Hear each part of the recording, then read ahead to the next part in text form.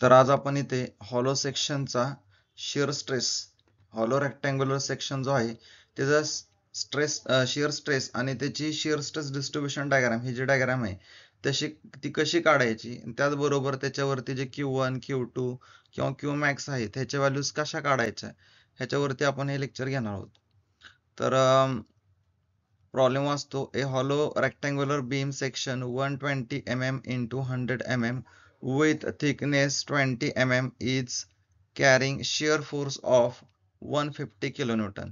तर जे डायमेन्शन दिले की ते 120, बी ची कॅपिटल बी ची व्हॅल्यू 120, 100 mm, डी ची व्हॅल्यू कॅपिटल डी ची व्हॅल्यू दिली, थिकनेस 20 म्हणजे हा सगळा थिकनेस एकसारखा दिलाय 20 आणि याच्यावरती शिअर फोर्सची व्हॅल्यू दिली 150 किलो न्यूटन.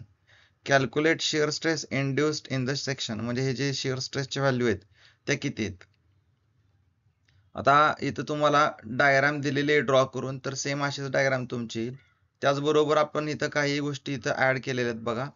समजा हे टोटल 100 आहे, हे 20 आणि हे 20, म्हणजे 20 अधिक 20 40 जर गेले तर हे डायमेन्शन किती राहील 60. सेम हे टोटल डिस्टन्स 120, ह्याच्यामधून हे 20 आणि हे 20 जर गेले तर ह्या लाईनीपासून ह्या लाईनीपर्यंतचं अंतर किती येणार 80 येणार. तर आपण इथं आतला जो रेक्टँगल आहे त्याचे डायमेन्शन्स काढले 80 आणि हे 60. आता हे टोटल डिस्टन्स जर 60 असेल तर ह्या लाईनीपासून हे डिस्टन्स किती येईल तर 60च्या निम्म म्हणजे 30. तर इथपर्यंत सगळ्यांना समजलं. आता पुढे आपण जाणार आहोत. हा जो रेक्टँगल आहे, पूर्ण हा रेक्टँगल आहे, त्याचे सम पार्ट करणार आहोत. पहिला जो येतो हा वरती 1 नंबरचा रेक्टँगल दिसेल तुम्हाला. त्यानंतर हा छोटासा न्यूट्रल ऍक्सिस, हा जो एन ए म्हणजे न्यूट्रल ऍक्सिस पर्यंत जो दिसतोय तो हा सेकंड रेक्टँगल आहे. सेम सेकंड रेक्टँगल तुम्हाला इकडे दिसेल.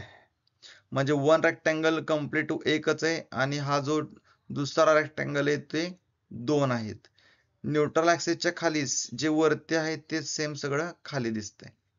म्हणजे वरती जी डायग्राम येणार आहे तीच डायग्राम खाली ऍज इट इज येणार आहे. तर आपल्याला इथं फाइंड आउट करायचं आहे क्यू टॉपला Q1 Q2 Q मॅक्स. तर क्यू टॉपला ऑलवेज 0 असतो, बॉटमला सुद्धा 0 असतो. Q1 म्हणजे ही जी लाईन आहे ह्या लाईनीवर असलेला Q1 आणि हे जे डॉटेड लाईन दिसते ही एवढ्या ह्या रेक्टँगल 2 रेक्टँगल साठी तयार होणार आहे तो Q2 आहे. तर याच्यामध्ये बा काय काय दिले, कॅपिटल बी 120, स्मॉल बी म्हणजे हा जो 80 कसा काढला 120 मधनं 2 टाइम्स हा जो थिकनेस आहे तो वजा केला तर आला आन्सर 80. तसंच कॅपिटल डी 100, त्यातून हा 20 आणि हा 20 म्हणजे -2t म्हणजे 60 डिस्टन्स हे आलेलं आहे. एफ ची व्हॅल्यू 150 किलो न्यूटन दिले, कन्वर्ट करा न्यूटन मध्ये 10⁻³ न मल्टिप्लाय करून. मोमेंट ऑफ इनर्शिया हा जो सेक्शन आहे दिसतोय हा, ह्या हॉलो सेक्शनचा किती येईल BD cube by 12 minus BD cube by 12, त्याच्यातनं 12 बाहेर काढल्यावर काय राहील 1/12 BD cube minus BD cube. तर BD small B capital D small D capital D ह्याच्या व्हॅल्यूज दिलेल्या आहेत, त्या इथं व्हॅल्यूज टाका आणि कॅल्क्युलेटर तुम्हाला आन्सर सांगेल 8.56 इंटू 10⁻⁶. आता नेक्स्ट आहे Q1 कसा काढायचा, म्हणजे हा Q1 कसा काढायचा. यासाठी बघा रेक्टँगल 1 जो आहे हा जो दिसतोय हा रेक्टँगल 1 आहे. ह्या रेक्टँगल 1 ची व्हॅल्यू आहे B1 आणि D1. तर B1 किती आहे, हा जो टोटल डिस्टन्स 120, का तर कम्प्लीट हे डिस्टन्स किती तर कॅपिटल बी दिसत असेल तर या कम्प्लीट ह्या लाईनीपासून ते ह्या लाईनीला आपण इथं बोललोय B1, त्यामुळे B1 किती आला 120 आणि हा हे जे डिस्टन्स आहे थिकनेस दिले 20, तर आन्सर किती आलं 2400. इथे मी सेपरेट हे घेतलेत व्हॅल्यू घेतलेत समजण्यासाठी. तुम्ही थिकनेस इथे घेतला तरी चालतोय, काही विषय नाही, किंवा हा कॅपिटल बी इथं लिहिला तरी चालतोय. फक्त समजण्यासाठी 1 आहे म्हणून मी B1 आणि D1 घेतलंय. आता नेक्स्ट आहे B1 ची व्हॅल्यू, म्हणजे टोटल जे डिस्टन्स आहे ते B1 ची व्हॅल्यू आहे 120, हे 120 इथे येणार आहे. Y1 बार म्हणजे न्यूट्रल ऍक्सिस पासून ते G1 पर्यंतचा डिस्टन्स, तर किती येईल, हे टोटल डिस्टन्स 30 आहे आणि ह्या 30 पासून ह्या लाईनीपासून G1 पर्यंतचा डिस्टन्स D1/2 म्हणजे जे D1 आहे त्याच्या निम्म D1/2. तर किती आलं 30 प्लस D1 किती 20.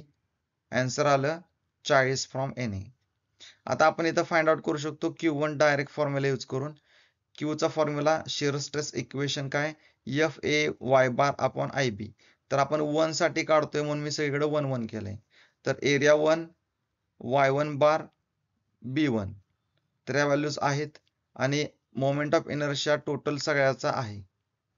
तर याच्यावरनं आपण काय करू शकतो आन्सर फाइंड आउट करू शकतो. कॅल्क्युलेटरवर तुम्ही कसं टाकणार आहात 150 गुणिले 10³ गुणिले 2400 गुणिले 40 भागिले 8.56 भागिले 10⁶ भागिले 120. तर तुम्हाला आन्सर मिळेल 14.1. आता Q2 काढण्यासाठी काय फॉर्म्युला आहे तर सिंपल जो Q1 आहे त्याच्यामध्ये हे जे आहे हा भाग कट झालाय रेक्टँगलचा. त्यामुळे आपण काय म्हणणार की हा जो Q1 काढला त्याच्या वेळेला बेस होता B1 आणि आता जो Q2 घेतोय हा Q2 ह्यासाठी बेस केवढा आहे तर हे डिस्टन्स आणि हे डिस्टन्स. बघा ह्या रेक्टँगल साठी बेस होता B1 पण हा एक रेक्टँगल आणि हा एक रेक्टँगल टोटल डिस्टन्स किती झालं हे 20 आणि हे 20 मी टोटल 40. तर 120 भागिले 40 गुणिले 14.1 हा Q1 ची व्हॅल्यू 14.1. आन्सर येईल 42.3. आता Qmax काढायचा म्हणजे हा जो Qmax आहे तो काढायचा आहे. Qmax साठी बघा एरिया किती येणार आहे तर 20 हा जो 20 आहे टोटल हे जे डिस्टन्स आहे हे 20 आहे आणि उभं डिस्टन्स 30 आहे. 20 गुणिले 30 पण असा एक आणि हा दुसरा रेक्टँगल तर 2 रेक्टँगल आहेत म्हणून 2 न गुणलंय. B2 किती येणार सेम इथला जसा घेतलेला बेस 2 तसाच हा 20 आणि हा 20 टोटल B येणार आहे 20 गुणिले 2 म्हणजे हा जो 20 आहे तो 2 वेळा 40.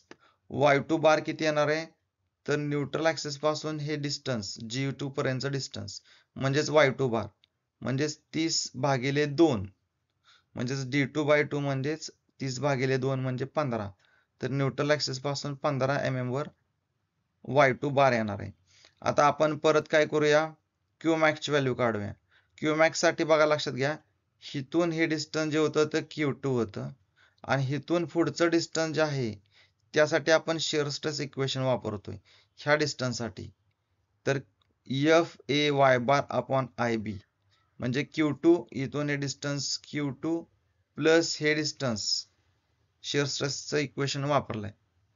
तर Q2 ची व्हॅल्यू आपण काढली 42.3 आणि F चा आन्सर किती आहे F ची व्हॅल्यू काढली आपण 150 गुणिले 10⁻³ A2 चा आन्सर इथं काढले 1200. Y2 बार काढलेला आहे आपण इथे 15. I ची व्हॅल्यू आपण इथं काढली 8.56 इंटू 10⁶. B2 चा आन्सर इथं आपण काढले 40. आता हे सगळं आपल्याला कॅल्क्युलेटरवर करायचंय. तर बघा कॅल्क्युलेटरवर टाका 150 गुणिले 10⁻³ म्हणजे 1000 गुणिले 1200 गुणिले 15 भागिले 8.56 भागिले 10⁶ भागिले 40 plus 42.3 is equal to press केल्यानंतर तुम्हाला आन्सर मिळेल 42.82. तर अशा प्रकारे तुम्ही काय करणार आहात ह्या टाईपचा प्रॉब्लेम व्हॅल्यू बदलून सॉल्व्ह करून बघणार आहात आणि शिवाय कॅल्क्युलेशन सुद्धा.